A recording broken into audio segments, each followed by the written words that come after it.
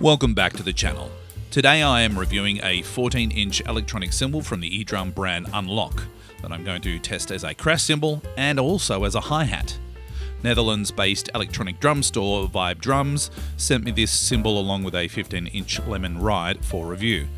I believe that DRUMS are an official reseller for Unlock drums and cymbals, as well as Lemon cymbals for Europe, and they were kind enough to send some units for review for the channel. It comes nicely packed and includes a rotation stopper and a TRS cable, which is a nice bonus. I'm excited to review these cymbals because Unlock and Lemon really are the biggest names in third-party electronic cymbals, and Lemon in particular are super popular for A to E conversions. But we're going to pop this 15-inch Lemon cymbal today away for another video. Thank you to DRUMS for sending this to me, but it's not a sponsored video. My opinions are my own as always, and please stay tuned for my review of the Unlock cymbal right at the end of this video.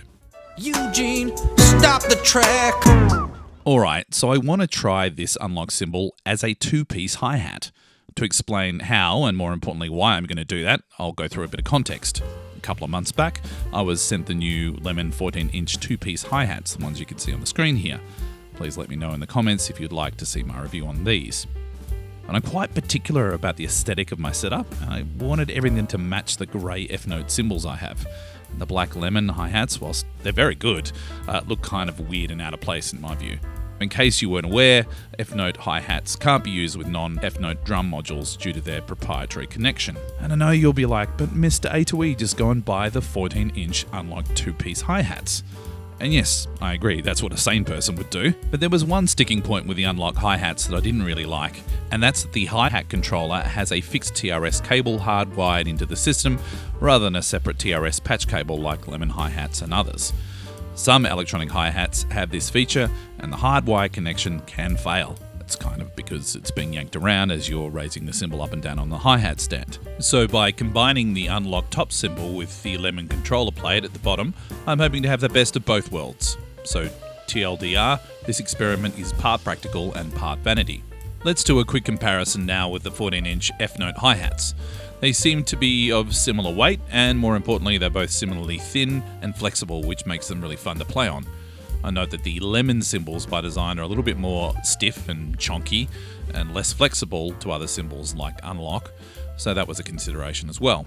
So I reckon the two cymbals have a pretty similar tone of grey, although I feel like the Unlock cymbal has a tad more brown in the colour palette. But I think it should match my setup pretty well aesthetically. Let's plug the Unlock cymbal into the Lemon controller and give it a test.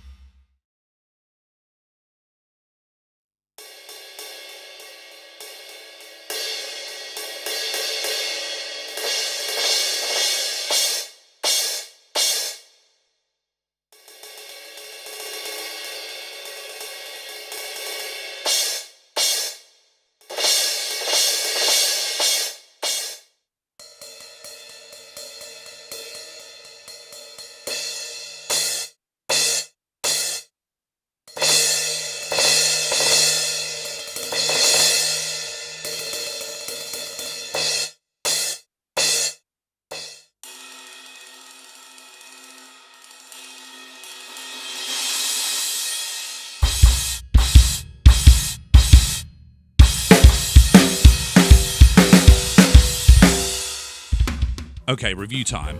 I've been playing the Unlock 14-inch cymbal both as a crash and as a hi-hat for about a week now, and I've got to say, I kind of love it.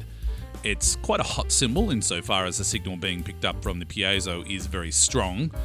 This is great in terms of it being a nice, sensitive cymbal, but it does mean that there is kind of a hot spot, although it's kind of easy to miss if you are happy not to play directly over the Lightning logo. You can even play it back to front, I reckon, if you really wanted to avoid it.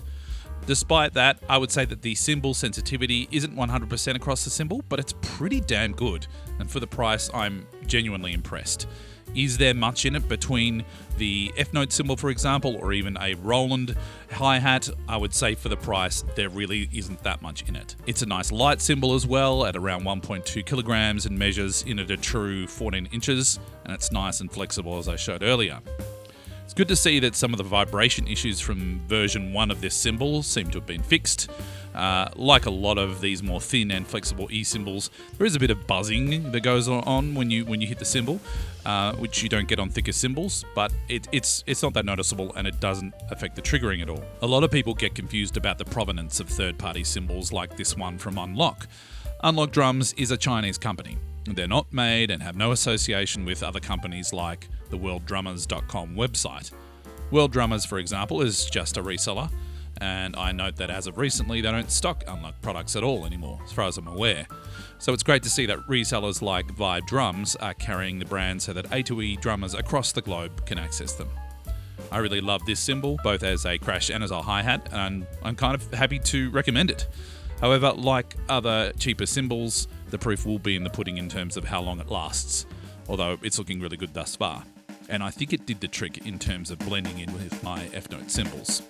I'd love to know in the comments what kind of third-party cymbals you're using in your A2E setups.